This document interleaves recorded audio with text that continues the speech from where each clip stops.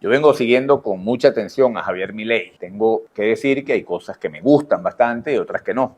Pero hay una labor que está haciendo que no tenemos cómo agradecerle. Y es que está forzando un debate en el hemisferio occidental sobre temas fundamentales y está rompiendo paradigmas que nos están haciendo mucho daño.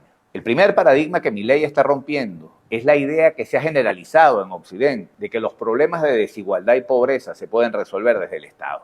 Milei, el loco, está diciendo una cosa que es de sentido común. El Estado no puede, no tiene cómo hacerse cargo de los ciudadanos. No nos puede dar casa, comida, educación, salud, vivienda, recreación, porque las necesidades son infinitas y los recursos limitados. Y esos recursos, la riqueza, hay que crearla, hay que producirla. Y el crecimiento progresivo del Estado frena la creación de riqueza. Esto no lo dice Milei, esto lo dice la experiencia de todos los países. Si hacemos una regresión estadística es un método que permite evaluar la relación entre una variable independiente y una o más variables independientes. Si estudiamos la correlación de todos los países del mundo entre dos variables, crecimiento económico y crecimiento del Estado, nos vamos a dar cuenta de que mientras más crece el Estado, más se estanca el crecimiento. Eso lo dice la teoría económica, pero es que además está probado por las estadísticas. Para que el Estado se pueda hacer cargo de todas nuestras necesidades, tiene que subir y subir y subir los impuestos. Y cuando lo hace, desestimula la inversión, se destruyen los empleos y se reduce la riqueza. Eso lo estamos viendo claramente en Europa con lo que se ha llamado el Estado de Bienestar. La idea del Estado benefactor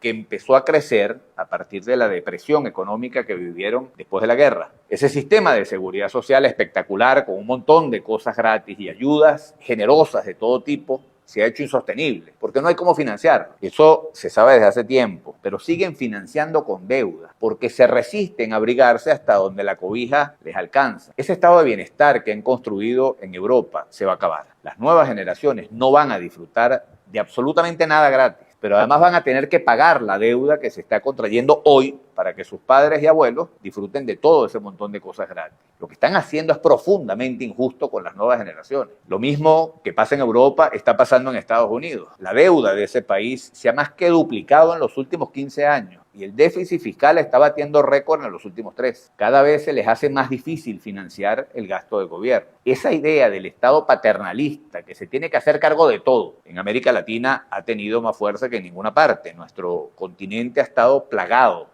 de políticos populistas y demagogos que ofrecen 1.000.000 de cosas y generan una enorme esperanza que siempre termina en frustración. Venezuela quizás es el caso más grave. Estos últimos años recibimos una inmensa fortuna que se malbarató completamente, haciendo crecer un superestado que creó una burocracia patológicamente grande. Se crearon un montón de ministerios, se estatizaron bancos, se expropiaron empresas, se regaló un montón de plata, se destruyó la riqueza y nos quedamos más pobres que nunca. Esto lo explicó muy claro Milei en Davos. Hasta 1800, toda la población mundial era pobre, salvo el 1% de la población, los reyes y la nobleza. Es a partir de la revolución industrial y el surgimiento del capitalismo que el 90% de la población mundial terminó saliendo de la pobreza. Esto solo fue posible gracias al libre mercado y el libre comercio. Es verdad que en los orígenes el capitalismo tuvo muchísima explotación de los trabajadores, pero eso se produjo porque había mucho desempleo y muy poca oferta de trabajo. Esa explotación se acabó hace muchos años en el mundo capitalista desarrollado. No gracias al gobierno, gracias a la riqueza que se produjo y a la impresionante demanda de trabajadores que trajo el libre mercado. Mientras más políticas de libre mercado y más se incentivan las inversiones en un país, menos pobres hay y los pobres viven mejor. Milei dijo en Davos lo siguiente: vamos a retomar la senda que nos hizo sacar de la pobreza a la población mundial.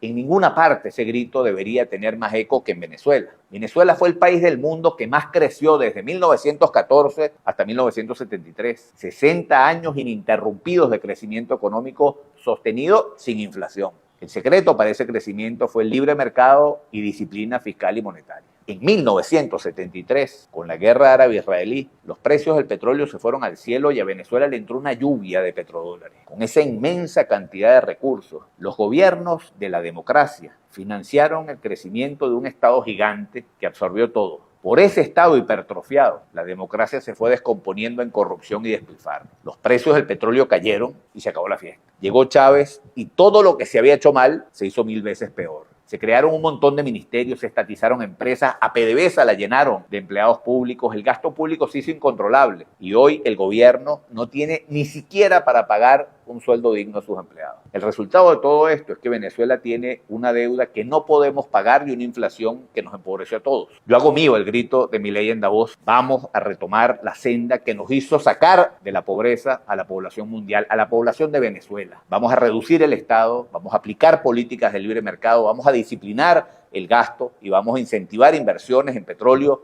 y en gas y en petroquímica para que le demos valor agregado a nuestra materia prima. Y vamos a reactivar la producción agrícola y pecuaria y a la agroindustria con el sector privado. Y vamos a quitar las alcabalas y los controles y el exceso de impuestos para que nuestros emprendedores y los empresarios y los industriales tengan el estímulo de invertir, generar empleo y sacar a las familias venezolanas de la pobreza a la que nos ha llevado este socialismo fracasado.